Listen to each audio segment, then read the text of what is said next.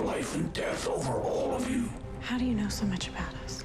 I know you, Caitlin, Cisco, Joe, Wally, the fake Wells. I know your fears, I know your weaknesses. I know you better than you know yourselves. I know your destinies. One shall betray you. One shall fall. One will suffer a fate far worse than death. This is the knowledge I have for you.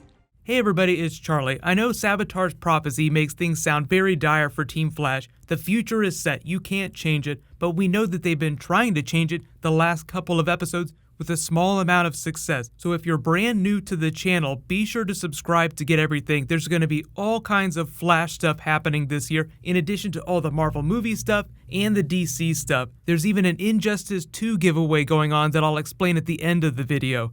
But this is going to be all about one important aspect of that Savitar prophecy, the betrayal. How does he get back from the Speed Force? And careful for spoilers if you're not caught up on the Flash, but the Speed Force, that seems like where Savitar is stuck right now. The only way for him to exit it and enter our world is the Philosopher's Stone. And there are two big parts to this, including Caitlin's stuff and Wally's stuff. So the Caitlin stuff first, then I'll address the Wally stuff. We know the stone was thrown into the Speed Force, so it should be lost. There should be no way for Savitar to get back. Yet, Barry traveled into the future, and the whole back half of the season is being dedicated to finding a way to save Iris.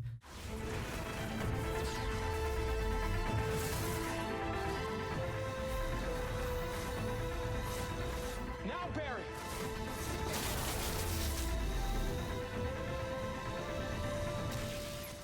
Meaning that he has to get back somehow, and it sounds like, as Savitar said in his prophecy, one will betray you. But who is that person? Well, the producers have teased some new information that might imply who that is and how that might play out. So the first important thing, what do we know about the Philosopher's Stone, is that Julian has a strong connection to it. He's very susceptible to Savitar's mental attacks. He doesn't have to be in our world to control Julian and for him to become the Dr. Alchemy persona. As we saw, Savitar uses him as something of a finger puppet. Only together can we bring about my return.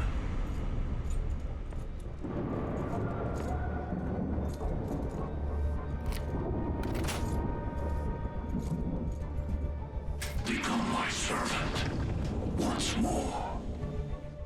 So a big part of his redemptive arc is in trying to make right the things that he did while he was Alchemy. He's very sad, felt like he was weak, could not withstand Savitar, meaning that he could probably fall under his spell again. Now he's on Team Flash. It seems like he's adjusting to social life, even though he's delightfully awkward, says all the wrong things at all the right times. But Caitlin is now starting to enter his life in a more personal way. You have to imagine that inviting him out for drinks is leading to something more, and whether or not they pursue a relationship, there is one thing that Caitlin wants to do more than anything else, and that is get rid of her powers.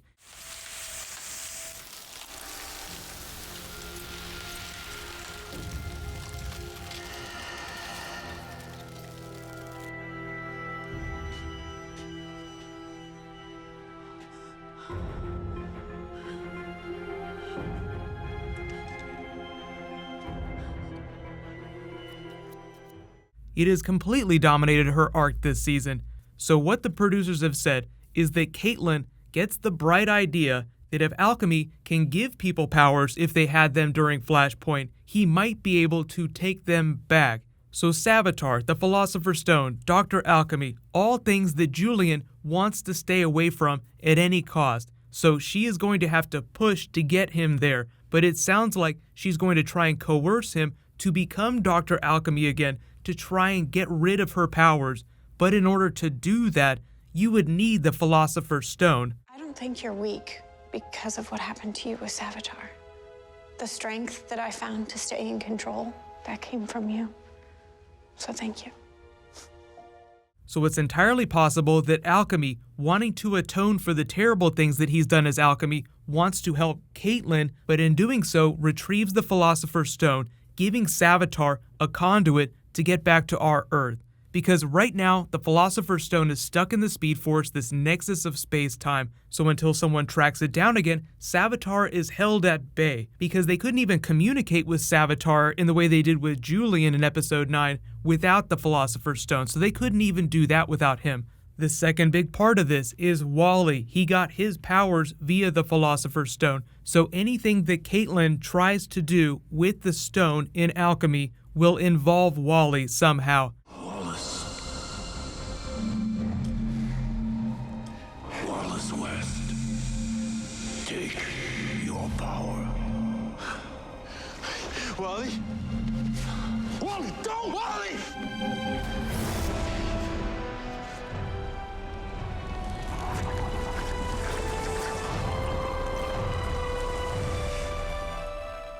He, like the other metas that were created with the stone, have dreams, hear voices from Savitar, so he is still weak to mental attacks.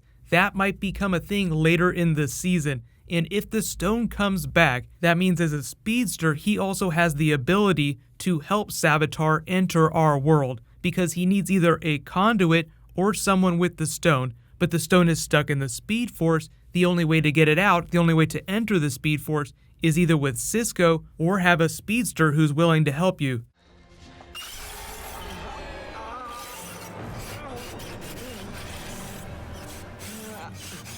Find me, and I will release you from all of this. Wally, what is it? You have to open the door. I can't do that, Wally. I can't. I can make you whole again. Open the door! I need to get out! Now!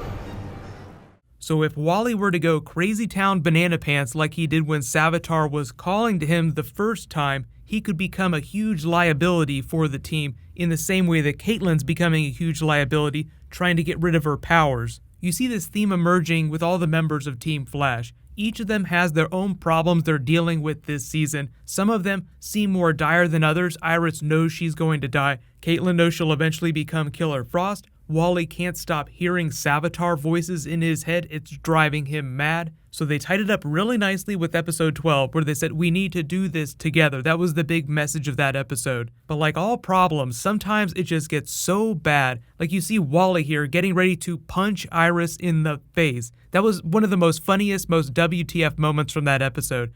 Stay out of my way. Wally, stop. Stay out of my way. Took a swing at Iris West, got knocked the hell out. Just shows you the crazy lengths that they will go to make themselves feel better, to relieve their pain. So I always get a lot of questions about the mistakes the characters make. Caitlin's a good example. Why would Caitlin want to bring the Philosopher's Stone back if that meant that Savitar could come back just to get rid of her powers? Well, sometimes what happens is the show just doesn't do a good job of showing you the kind of pain that they're in. Like, she is in agony right now. It's like she's walking around on the street with a giant ice piano hovering above her, just getting ready to drop at any second, and she's going to do anything she can to get rid of that. So when something like that happens, nobody thinks clearly, which is also how Barry makes mistakes. You can really explain any of the mistakes that the characters make that seem very illogical given what they did last season. Well, you're the world's foremost specialist on metahumans, Yes, this much is true. and I need you to help me get rid of my powers. I've tried everything. I've run every test, blood, DNA, and I can't reverse this. I need to get rid of my powers before Before what? I hurt someone else. So the bad thing is always keeping secrets, not telling the other members of the group how much they're hurting. But even if they don't explain it very well on the TV show, what they're trying to do is just show you very human characters trying to deal with these new superpowers. Even Barry is still pretty fresh as the Flash. This is only his third year with his powers. So you have to imagine that comic book Barry Allen has had his powers for 10 plus years, for a long time. So let me know in the comments, which member of the group do you think is going to crack first and do something that will give Savitar a direct route to getting back into the real world where he can kill Iris? But don't forget, The Flash is back next week. There'll be a new episode. Tomorrow I'll be doing new Game of Thrones, new Walking Dead, then there'll be some more Logan Deadpool follow-up. so I'll post updates on Twitter and Facebook of what the schedule is. There's a new round of the Injustice 2 giveaway going on. All you have to do to enter is be a subscriber and leave a Flash-related comment on this video. Congratulations to last week's winner, Wyatt Phillips. Please private message me on the back end of my channel so I can get your contact details. Thank you so much for watching. I'll see you guys in the next video. While you wait for that, you can click here for my non-spoilery Logan review, and you can click here for the trailer for the next episode of The Flash.